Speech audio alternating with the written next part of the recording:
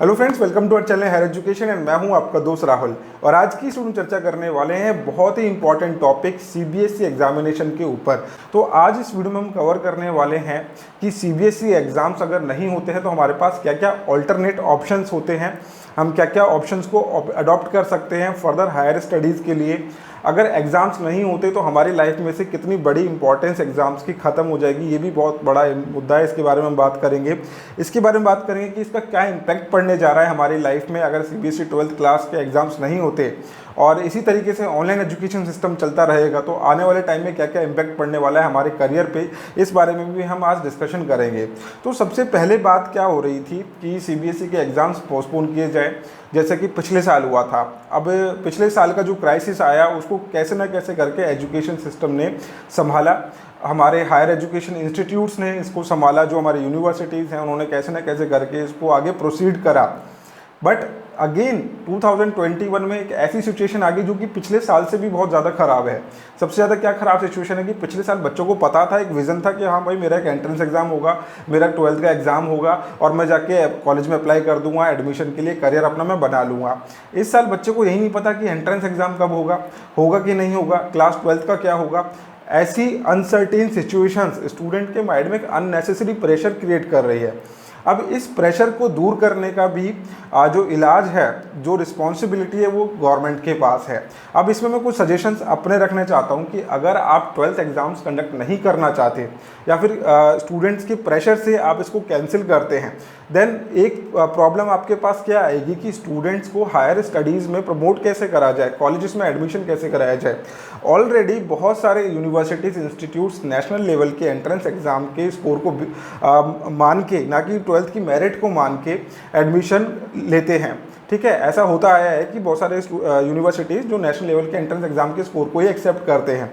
वैसे ही अब आने वाले टाइम में अगर आप एग्ज़ाम्स को कैंसिल कर देते हैं, स्टूडेंट्स को प्रमोट कर देते हैं, तो हमारे क्लास 12th की जो डिपेंडेंसी है एंट्रेंस एग्ज़ाम्स में ले लो या फिर कॉलेज एडमिशन में ले लो, वो खत्म हो जाएगी। और उस डिपेंडेंसी को आप खत्म कर भी सकते हैं।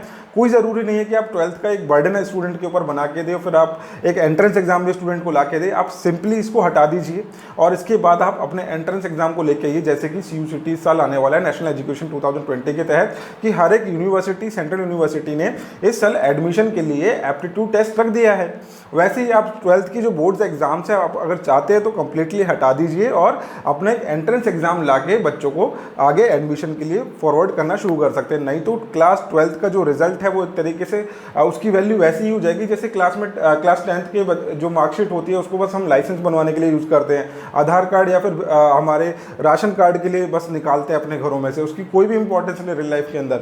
उसी तरीके से 12th का भी हमारे पास ऐसा ही हो जाएगा आने वाले टाइम में। तो इसको ओवरकम करने के लिए हमें एप्टीट्यूड टेस्ट को इन्वॉल्व करना बहुत ज़रूरी है और ये कुछ ज़्यादा बड़ी बात नहीं है। और इससे लॉजिस्टिक्स भी बचता है, इससे बच्चे की जो सहूलियत है वो भी, ये बच्चा खुद से अपना स्लॉट यूज़ कर सकता है। मैं इस दिन एग्जाम देने जाऊंगा, उसके अकॉर्डिंग अपने आप को प्रिपेयर भी कर सकता है। दूसरा, अगर हम अवॉइड करते हैं तो हमारे पास क्या क्या ऑप्शंस होते हैं एडमिशन लेने के लिए। या तो आप 10th के असेसमेंट के बेसिस पे आगे एडमिशन दे सकते हैं बच्चे को, या फिर उसका एक ऑनलाइन इंटरव्यू कंडक्ट करवा सकते हैं, ऑनलाइन प्रॉक्टर्ड एग्जाम करवा सकते हैं, जो होम बेस्ड एग्जाम्स होते हैं। इसके बेसिस पे आप आगे एग्जाम्स कंडक्ट कराएं जिससे बच्चे के माइंड में प्रेशर बना रहे और वो आगे अपने स्टडी के फ्लो को मेंटेन रखे। अब हम बात करते हैं कि एग्जाम कैंसिल करने से किसको क्या फ़ायदा हो सकता है। देखो, एग्ज़ाम कैंसिल करने से आपको ही नुकसान होगा, क्योंकि 12th क्लास के एग्ज़ाम की हमारे लाइफ के अंदर बहुत ही ज़्यादा इंपॉर्टेंस होती है। जो स्टूडेंट पहले 12th कर चुके हैं, जिनको पूरी पूरी बुक पढ़नी होती थी, रात उन्होंने जगह पढ़ाई करी है बोर्ड्स के एग्ज़ाम्स के लिए, आप लोगों ने भी मेहनत करी है, तो उसका एक फ्रूट जब आपको मिलेगा, उसकी एक वैल्यू आपको मिलेगी, आपको पता चलेगा कि हाँ भाई मेरे इतने मार्क्स आए तो मेरे को मेरी लाइफ में ये अचीव मैंने करा, उस मार्क्स के दम पे मैंने अपने आप को प्रूव करा, अपने पेरेंट्स को शो करा, अपनी आने वाली कॉलेज को मैंने दिखाया कि भाई मैं क्या स्कोर आपके पास लेके आया हूँ। बहुत ज़्यादा इंपॉर्टेंस एग्जाम्स हमारे रियल लाइफ में रखते हैं और ये होना बहुत ज़रूरी है। अगर आपको कैंसिल हो जाता है और इसके बेसिस पर मास प्रमोशन हमारी गवर्नमेंट कर देती है कि भाई चलो ठीक है, आपके प्री बोर्ड्स के स्कोर को हम देख लेंगे, आपके 10th के स्कोर को हम देख लेंगे और हम आपको मास प्रमोशन दे देते हैं, उससे फ़ायदा क्या होगा? फिर आपके सामने एक और कंपटीशन आ जाएगा आगे एग्जाम आपके एडमिशन प्रोसेस के अंदर। यूनिवर्सिटी के लिए एक चैलेंज क्रिएट हो जाएगा कि भाई यहाँ पे तो सारे बच्चे वो आ गए जो पास होकर आए हैं, और बहुत सारे प्राइवेट स्कूल्स तो आपको पता है कि प्रैक्टिकल्स में ऐसे नंबर चढ़ाते हैं कि बच्चों की परसेंटेज 99 भी आ जाती है, तो कोई बड़ी बात नहीं है इसमें।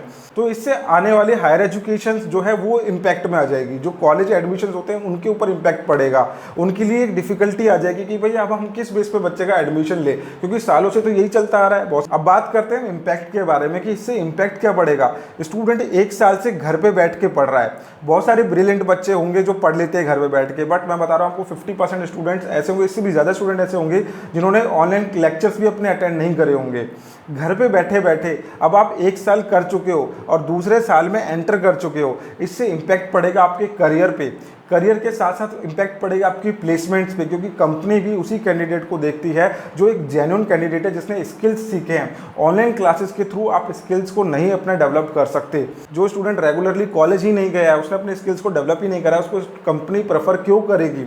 एक प्रोफेशनल कोर्स अगर आप कर रहे हो, लाइक बीटेक आप कर रहे हो, आप बीबीए कर रहे हो, बीसीए कर रहे हो, आप कोई भी प्रोफेशनल कोर्स कर रहे हो, अगर आपने उसके लिए स्किल्स डेवलप नहीं कर रहे हैं, आपको लैब्स ही देखने को नहीं मिली है, आपको जो मीडिया लैब्स आपको चाहिए होती है या फिर आपको मैकेनिकल लैब आपको चाहिए होती है, अगर आपने वही नहीं सीखा है, तो अगर ये लॉन्ग टर्म में चलेगा तो कैसे आपके अंदर स्किल्स डेवलप होंगे?